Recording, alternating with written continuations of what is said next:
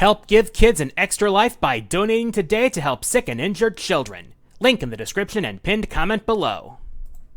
I have a sword. I have a rock. Ugh.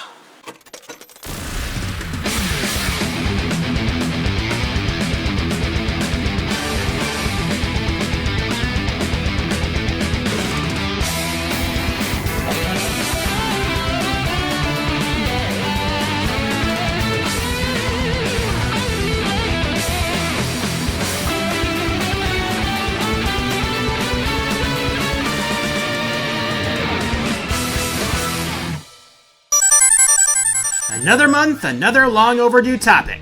And yes, it's yet another negative countdown. I'm pretty sure that makes 3 in a row. I promise this will be the last time for a while. But with The Legend of Zelda Tears of the Kingdom having been fresh out of the oven by the time you see this, I figured it was time to do another Zelda video. And since I covered my favorite dungeons just over 2 years ago, I suppose it's only fair to rip into the ones I don't like. Whether it's for the dungeon design, the gimmicks involved, or the boss battle at the end, these dungeons make me think, yeah, I'd rather scrub all the floors in Hyrule. A couple of asterisks on the list, by the way. First, only one per game will be in here, though others from the same game might land in the Dishonorable Mentions.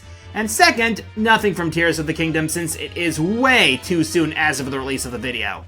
Alright, squadala, it's game time!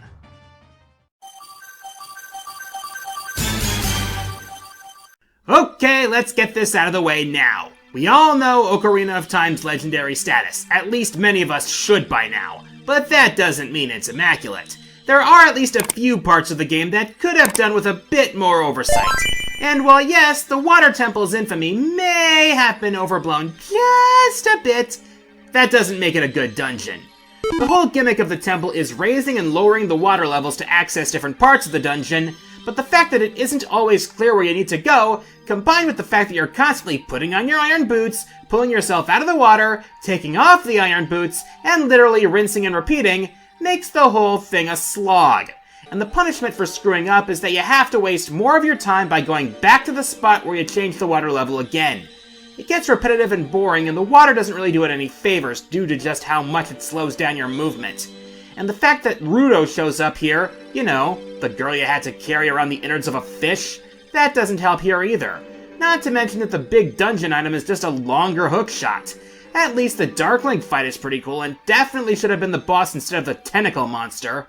And thank Hylia that the 3DS made some key improvements to make this dungeon more bearable, like highlighting where to change the water levels, and more importantly, making the iron boots a mappable item. Certainly makes the swim a lot more bearable if you ask me.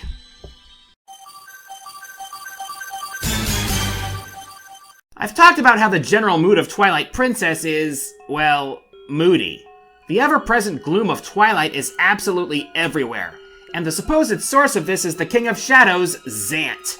Throughout the game, he's built up as this big, imposing threat, overthrowing the Twilight, capturing Hyrule Castle with barely a fight, and leaving poor Midna within an inch of her life. The second half of the game is spent gathering the shards of the Mirror of Twilight so that you can take the fight to him. Only when you get to the Palace of Twilight... It's boring! Yeah, Twilight's fitting for a place like this, because it makes me want to fall asleep. It's the game's penultimate dungeon, and yet it is surprisingly basic and dull. You know, the exact opposite that a dungeon at this point should be. The main gimmick in the early going is this creepy shadow fog that can force you into wolf form, where you can just sense your way through it. Oh, but you can also dispel it while carrying balls of light after you clear the room of enemies. But that also makes you the target of disembodied hands of evil, which is never fun. And you gotta carry that soul all the way back to the entrance, with 2 of them. That means wandering through the fog, beating the mini-boss, grabbing the soul, and dragging it back again. And what's your reward for this? A sword upgrade that lets you do what the soul already did. So no cool toy to have fun with throughout the rest of the dull, boring dungeon. Isn't it lovely how there's so much fog to cut through, and how there are so many Twilight vermin? Simply wonderful.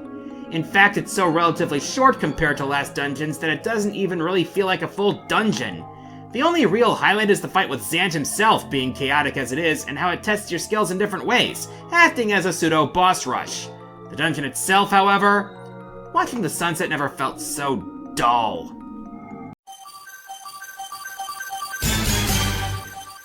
One thing that almost never works in video games is stealth sections in games that aren't designed around stealth. Not every game is Metal Gear Solid, and we can't have sections in games that pretend to be. More often than not, arbitrary stealth sections are done very poorly with strict punishments for getting caught, up to and including instant death. And getting through successfully can be an outright slog as you're waiting for enemies to turn their backs and for spotlights to move just far enough for you to make a break for it. And if I could go back 10 years, I would have a damn serious talk with my younger self that thought the first visit to the Forsaken Fortress was actually good.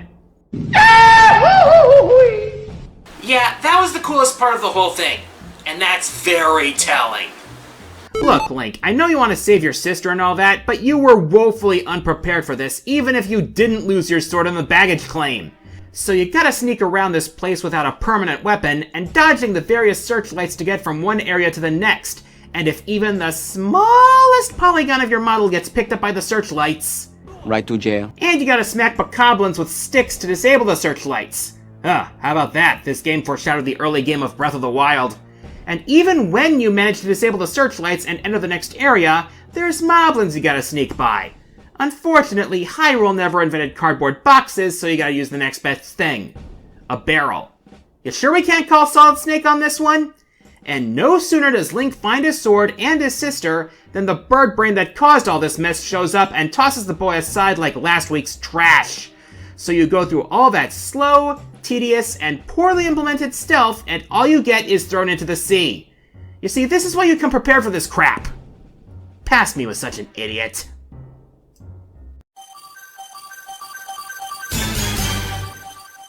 If you've been paying attention, you may have noticed that our first three victims have one very important thing in common.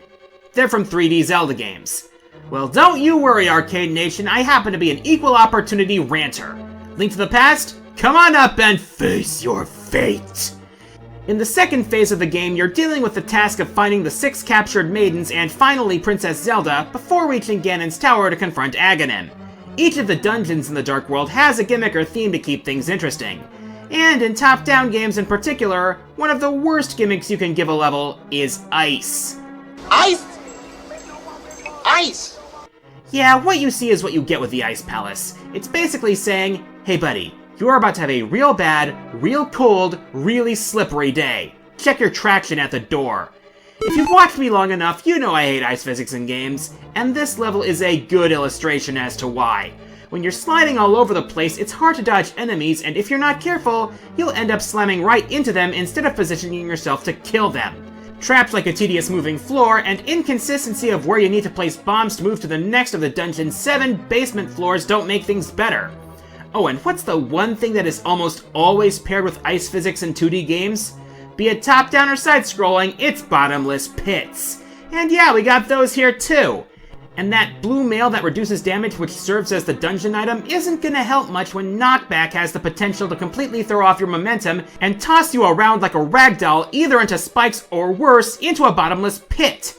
And all that annoying slipping and irritating traps and risk of getting launched into hazards by Knockback all leads up to a fight with an eye in a cloud that's contained in a block of ice. You know, I should have expected as much from a dungeon that is either annoying or dull with nothing in between.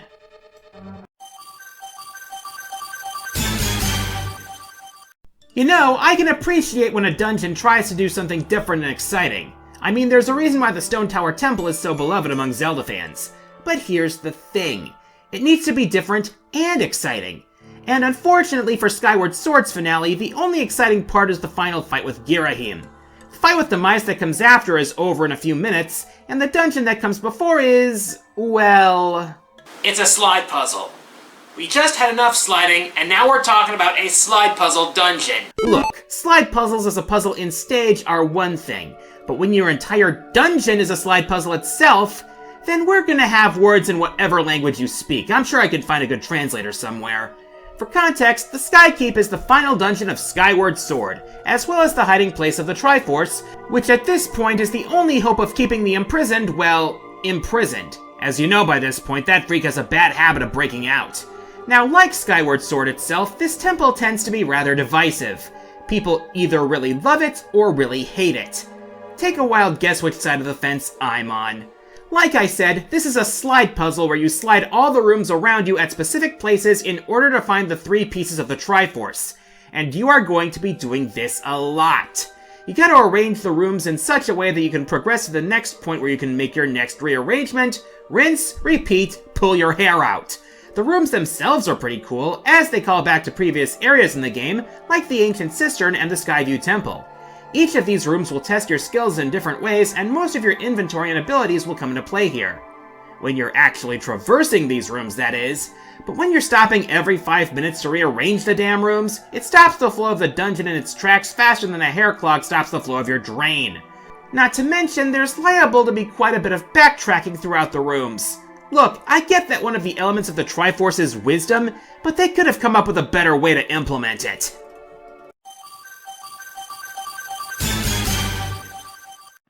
Another month, another long overdue time. Wait, hold on. Didn't I start the countdown this way? Oh, I get it. Yup, it's time to revisit Link's Groundhog Day adventure. Majora's Mask's 3-day time loop leads to a lot of interesting scenarios. Sadly, most of them are in the side quests. The dungeons are very hit or miss, with the major highlight being the Stone Tower Temple, Woodfall and Snowhead temples being okay, and remember how I said that I'd rather eat an Octorok than have to go through the Great Bay Temple ever again? I still stand by that statement. Imagine having a dungeon with an aesthetic that gives the impression of a water treatment plant. Well, that sounds cool, but full disclosure, that aesthetic is the only thing about this dungeon that I really like. The rest makes me feel like I'm drowning. It's basically a similar shtick to the Water Temple, but made arguably worse by the fact that this is Majora's Mask, which, may I remind you, is on a time limit. The deal is that you're swimming from room to room with your new Zora mask, which is admittedly cool, but that's due to the mask itself. And instead of controlling the water level, you're turning gears to change the currents which determine which room you're swimming to. And once again, if you leave a room too early, you gotta waste more of your time turning the water currents just so you can go back, which is something you do not want to have to do. And this can be especially painful when tracking down the stray fairies. And you're gonna be switching the water flow a lot in this dungeon. And the ice arrows you get here aren't exactly the most intuitive, considering what I've already said about ice physics, and you need to create ice platforms to cross certain parts. The small, slippery ice platforms.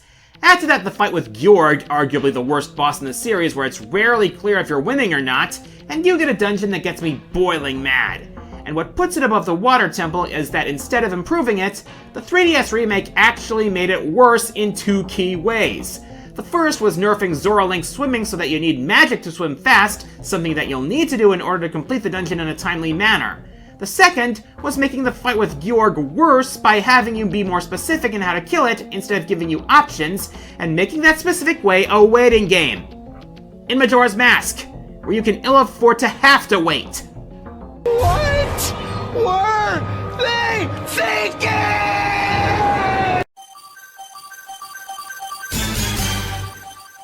The Oracle games were an interesting experiment. Depending on your point of view, they could be seen as both 2 separate games and as 2 parts of a greater whole. The interactivity between the 2 titles, either through passwords or link cable connection, was the main hook of these titles. Each game had their own unique items, unique stories, and unique dungeons. And as it turns out, each of the games had a big stinker among their dungeon lineup. In the case of Oracle of Ages, it was Jabu Jabu's Belly. Long story short, this is basically the Water Temple if it were 2D. The main gimmick is hitting switches to change the water level so that you can progress through the dungeon. And you can already probably see the main issue with that.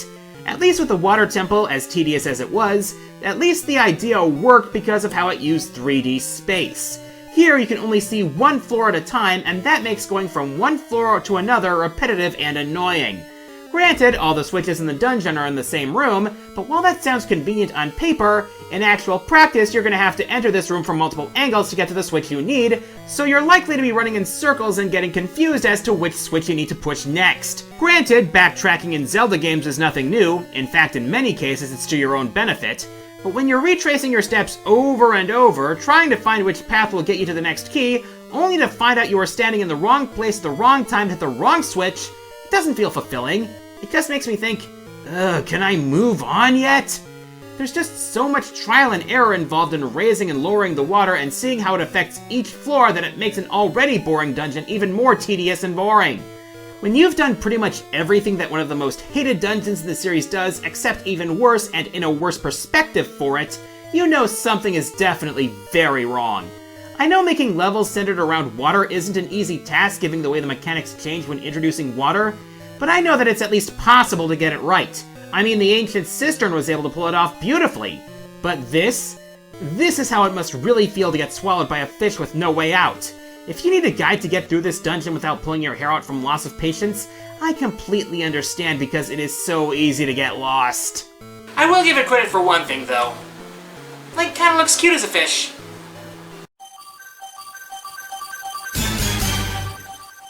Breath of the Wild was a massive game changer for the series with its massive open world and open-ended structure.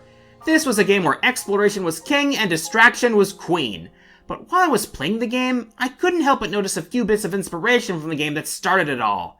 Yeah, despite the levels having numbers to them, the original Zelda was surprisingly open-ended, just with a significantly smaller map than what we have nowadays.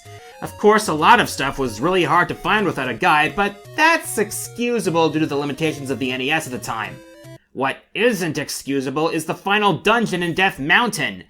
Nowadays, we have the internet so that we know exactly which block to push and which walls can be bombed so that we can progress, but back in the day, you'd have to be some kind of wizard to get through this without Nintendo power or something like it. This is a maze with no apparent rhyme or reason as to what does what. No way to tell which walls are breakable, what blocks are pushable, or how close you really are to Ganon.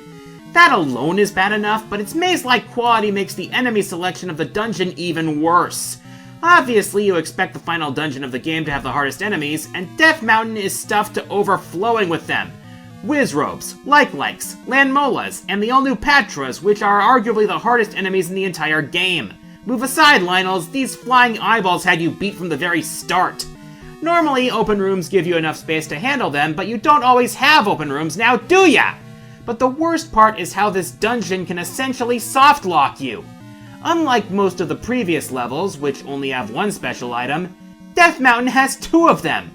The first is the red ring, which boosts your defense and makes the grueling enemies easier to handle. The second item is the silver arrows. The problem? Both are missable, and the silver arrow is essential. Once you step into Ganon's chamber, you're locked in until you win. Doesn't help that he immediately turns invisible. Sure, you can hit him, for at least a few times. Eventually, he turns brown and shrugs off all of your attacks. Guess what? The silver arrow is the only thing that can finish him off. If you don't have it, you're stuck until your last heart falls, at which point it's right back to the start of the dungeon, which means you have to deal with all those powerful enemies all over again. And what's more, the localization left this little bit of all-important info out of the mix. So again, unless you have a guide, you have little idea that Ganon is even weak to these things. But you do need them to even win. So let's hope for your sake that you didn't miss those silver arrows. Or else you will die. The NES was an interesting time as far as sequels were concerned. In at least a few cases, sequels tried something radically different, as opposed to tweaking the gameplay of the original, coming up with new levels, and slapping a number on it. Castlevania 2 was an early prototype for games like Symphony of the Night. The American version of Super Mario 2 was a far cry from the masochistic level pack that Japan got. And speaking of masochistic, let's talk about Zelda 2. This game did a lot of things differently from the first game. The level-up mechanics, the side-scrolling format, the emphasized magic system, the towns with the healing touch, but I seem to be forgetting something else. Hold on, give me a minute. Oh yeah! The merciless, dick-twisting, tit-strangling difficulty! When people think Nintendo hard, this is one of the games that come to mind because of the combination of maze-like dungeons and caves and unforgiving enemies that tend to be either harder than a Dialga boner or placed ever so conveniently close to a lava pit. If I were talking strictly about palaces, I'd pick the malignant labyrinth that is the Great Palace. I don't know what I was thinking making that an honorable mention on my favorites. Maybe the euphoria of finishing it back then cluttered my memories? The only reason it's not on the list is because Death Mountain exists. Again! While not a palace per se, this place is too much of a rage quit moment to ignore. Look, I'm angry and I'm not in the right headspace to debate. Let me have this, alright? The place is a goddamn maze packed to the brim with enemies you wouldn't expect to be able to handle. From boomerang-throwing Gorias to the Dairas who come packing more axes than your standard-issue Belmont. Not to mention that even the smaller enemies pose a significant threat due to how they tend to hang out on narrow ledges that pair oh so well with lava. As if that weren't enough, any wrong turn can lead you to a dead end, a phrase taken very literally when all those enemies you clawed and scraped your way through respawn upon re-entry, and it's not even consistent which ones will give you experience on a repeat kill. So unless you have a guide, this place will make you wish that games came with seizure warnings before 1991. Yeah, I looked that up. Again, the Great Palace is barely harder than this and about as confusing, but there are two big caveats that kept me from picking it. One, if you get a game over in the Grand Palace, you start at the beginning of the palace instead of back at the starting point of the game. And two, that's the last dungeon, while Death Mountain pops up after the first palace in the game. Oh, but I'm sure all this pain is worth it, right? Well, this is all for a hammer. A plain, bog-standard hammer, which you only use once or twice in the whole game. You know, it would have been a lot easier if I could just smash Ganon's skull with that hammer, save us all a lot of trouble. And let's just get Zelda some enchanted alarm clock or something, I don't fucking know. And before we move on, here are some dishonorable mentions. The Sword and Shield Maze from Oracle of Seasons, part fire, part ice, all frustrating. The Great Palace from Zelda 2, this is where it actually belongs. City in the Sky, Twilight Princess. I hope you like looking at the scenery, because you'll be doing that a lot. Temple of Droplets from Minish Cap. Water and ice in the same dungeon? It's like puking on a pile of crap. Eagle's Tower from Link's Awakening. I'm taking my balls and leaving. And the Yiga Clan hideout from Breath of the Wild. In a game that did a lot of things right, stealth was not one of them. And now let's see what the Arcade Nation has to say with this month's patron picks. Stone Tower Temple from Majora's Mask. I don't like getting to the dungeon. I don't like using the ocarina so many times. And the mechanics are way too strict. Usually, even the worst dungeons are at least somewhat bearable because of one mitigating factor. The reason for this is simple. You only have to go through them once, twice at most. But when a single dungeon takes up about a third of the adventure, there's a goddamn problem. And this is where Phantom Hourglass comes into play. The game wasn't too bad, the touch controls were competent, the exploration was pretty cool, and most of the dungeons were okay. But one infamous part of this game has led people to throw up their hands and cast this game aside like a broken giant's knife. This is the notorious Temple of the Ocean King. The first time you enter this place is in the beginning of the game when you're tasked with finding Linebeck so he can give you a lift. And almost immediately you see the first problem with this. The place is cursed to suck the life out of you. So once you free Linebeck, he gives you a key so that you can get a sea chart. No big deal. So after you free the first spirit, you have to get the next sea chart, which is also in the temple. But this time you get the Phantom Hourglass, the namesake MacGuffin, which will keep you safe, but only for 10 minutes max, which is upgradable. So you go through the first puzzles again to reach the next floor where you're met with invincible phantoms who can one-shot you and knock 30 seconds off your clock. Oh boy, stealth! We all know how well Zelda handles that shit! So once you get the chart, go to the next dungeon, free the spirit, she unseals the next chamber. So you gotta go back a third time, do the same puzzles, and go a little bit farther to the next sea chart. Use that to free the final spirit, and we can finally board that ghost ship and save Tetra. Oh, she's been turned to stone.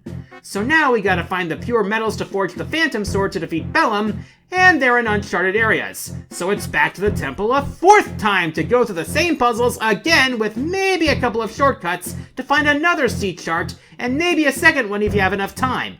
So you get the pure metals, forge the Phantom Sword, and do I hear 5? Yeah, we gotta go into the temple again, this time with the means to actually kill the Phantoms and defeat Bellum. Yeah, all that from one dungeon. The whole thing transmutes a mishmash of smaller problems into a chimera of tedium, boredom, and frustration. time limits, arbitrary stealth with insta-kill enemies, and puzzles that reset every time you re-enter. All in a dungeon that reeks so much of padding that Sakuya from Toho would knife this dungeon on sight. It would be bad enough if you only had to do this once, but 5 times? Possibly even 6? Well, excuse me, princess, but that is overkill! And again, Phantom Hourglass is an otherwise solid Zelda game, but it's really telling that the game is named after the gimmick that's meant to accompany the worst part of it.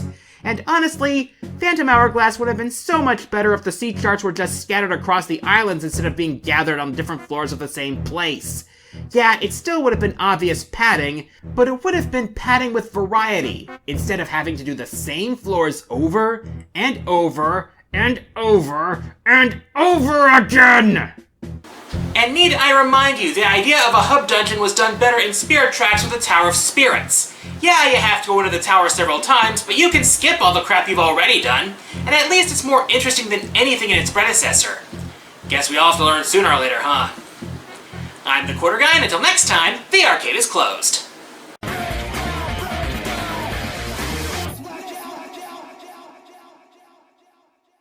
Okay, let's do this one last time. My name is Adam Lutz. I was not bitten by a radioactive spider, but for the past 11.5 years, I've been the one and only Quarter Guy. I think you know the rest. I made a bunch of videos, gained something of a following, made some friends along the way, wore a couple hats, balanced my videos with a full-time job, and now I'm doing this. Next time, QG at the arcade, Spider-Man. It's game time! Hey everyone, QG here. If you enjoyed the video, please like, subscribe, leave a comment, and share the video around. Feel free to check out my Twitter and my Twitch streams, and consider supporting me through Patreon, and donating to my Extra Life campaign to support Children's Wisconsin. Thanks for watching.